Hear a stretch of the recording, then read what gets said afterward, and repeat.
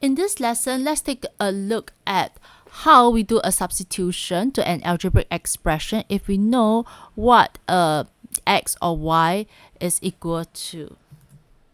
So let's use examples to go through this lesson.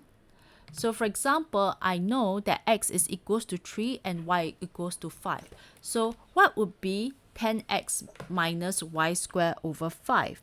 So to do such a question, we'll basically substitute x equals to 3 and y equals to 5 into this expression here.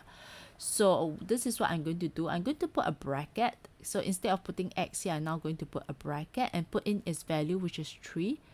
Next, I'm going to put a bracket again together with a square and then put in the value of y instead of y itself. So it's y is 5, so I'll put in 5 here, followed by a square. Then I'll divide by 5. Okay, so once I've done this, next I can just evaluate them, right? So 10 times 3 is 30. 5 squared is 5 times 5, which is 25. Okay, so 30 minus 25 is 5. 5 over 5 will give me 1. So this will be equals to 1 when x is 3 and y is 5. So with this done, I want you to pause the video and try question 2. Once you're done, okay, check your answer. Alright, so how is it? So let's do this together. So I have 4 bracket x minus 3 minus 2 over bracket y times 4 over 12.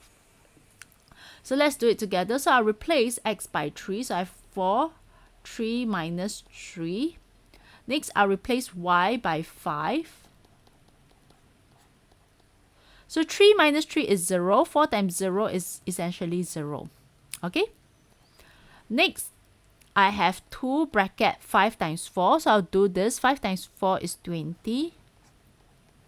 Okay? So 0 minus something is just this value here. So it's 220 over 12. So I can simplify, divide everything by 2. So I get 6 here. Again, divide everything by 2. I'll get 10 over 3.